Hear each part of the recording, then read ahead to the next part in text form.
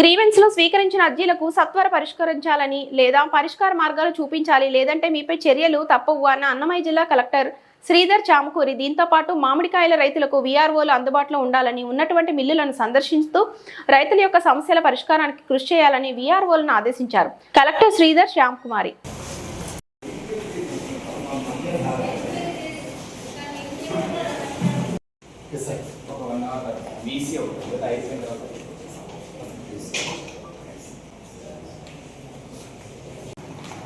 విజిఆర్ఎస్ ఉన్నాయండి,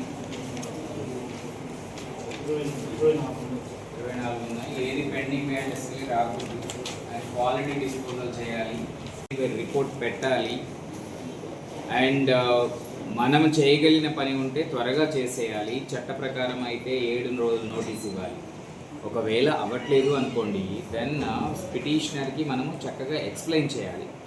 దేనివల్ల మనం వారు కోరుకున్నటువంటి ఆ గ్రీవెన్స్ని వారు కోరుకున్న విధంగా ఎందుకు మనం సాల్వ్ చేయలేకపోతున్నామో కూడా వారికి ఎక్స్ప్లెయిన్ చేయాలి.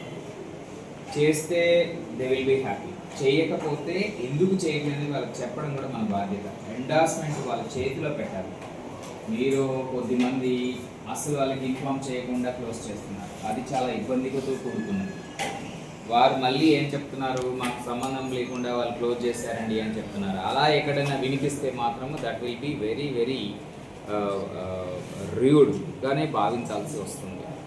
సో ఇన్ఫర్మేషన్ ఇవ్వాలి, సో వాళ్ళకి అర్థమయ్యేటట్టు చెప్పాలి, ఎండార్స్మెంట్ చేతిలో పెట్టాలి. Then only you can close the grievance.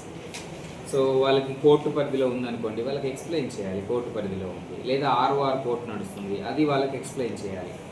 ఏదైనా సివిల్ వివాదం ఉంది, దాంట్లో మనం తలదూర్చుకోకూడదు, సో అది వాళ్ళకి ఎక్స్ప్లెయిన్ చేయాలి. ఇట్ ఈజ్ మా పరిధిలో లేదు అనేది కూడా వాళ్ళకి తెలియచెప్పే చూడాలి. బాగా పరిష్కారాలు ఉంటాయి ఫ్యామిలీ మధ్యన, అవి కూడా అవనప్పుడు మనము దాంట్లో మనం పెద్దగా చేయగలిగింది కూడా ఏమీ ఉండదు. సో లైక్ దట్ ఈ ఇష్యూస్ అన్నీ కూడా వాళ్ళకి ఎక్స్ప్లెయిన్ చేస్తే మోస్ట్ ఆఫ్ ద టైమ్స్ వాళ్ళకి సాటిస్ఫాక్షన్ కూడా పెరుగుతూ ఉంటుంది. సో మనము గ్రీవెన్స్ను అడ్రస్ చేయడమే కాదు, అడ్రస్ చేయలేని వాటిలో కూడా మనము ఆ విధంగా చేస్తే సిటిజన్స్ విల్ సాటిస్ఫై. ఓకే, వాళ్ళ పరిధిలో ఉన్నది చేయగలిగారు, వాళ్ళ పరిధిలో ఉన్నది సో అండ్ సో రీజన్స్ వల్ల చేయట్లేదు అనేది కూడా వాళ్ళకి తెలిసి వస్తుంది. సో అది వీఆర్ఓలు అందరూ కూడా గుర్తుపెట్టుకొని జాగ్రత్తగా చేయాల్సి ఉంటుంది.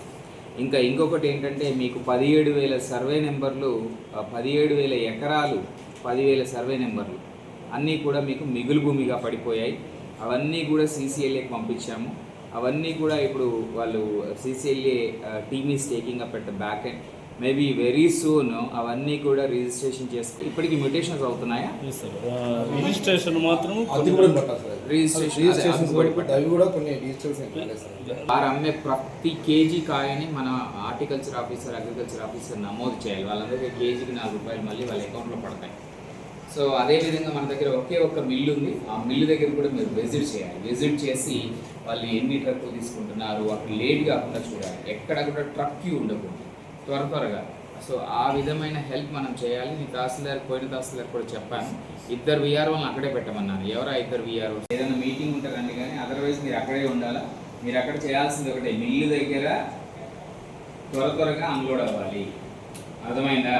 మీరు రిజిస్టర్ చేసుకోవాలి, ఎన్ని లోడ్స్ వచ్చాయి, ఎన్ని టన్నులు వచ్చాయి, ఎవరు అనేది కూడా మీరు రిజిస్టర్స్ మెయింటైన్ చేయాలి. నేను ఇప్పుడు ఆ మిల్ దగ్గరికి వస్తాను, రిజిస్టర్స్ పట్టుకొని కూర్చోండి, మీరు వెళ్ళండి. ప్రతి వెన్యూలో కూడా యోగాంధ్రకు సంబంధించి యోగా ట్రైనింగ్ ప్రతిరోజు జరగాలి. ఈ వచ్చే 3 రోజుల పాటు స్కూళ్ళల్లో మధ్యాహ్నము పూట అండ్ మిగతా టైముల్లో మిగతా ఎంప్లాయీస్కి అనుకూలంగా వాళ్ళకి ట్రైనింగ్ ఇవ్వాలి. ఇచ్చిన తర్వాత సో మనము 21వ తారీఖు మాస్ ప్రోగ్రామ్కి మనం సిద్ధంగా ఉండాలి. ఆ రోజు ప్రోగ్రామ్ అరౌండ్ 7 to 7:45 మధ్యలో జరుగుతుంది వైజాగ్లో. అదే టైంలో మనం చేయాలి. 7:45 to 8 మధ్యలోనే మనం ఇన్ఫర్మేషన్ అప్లోడ్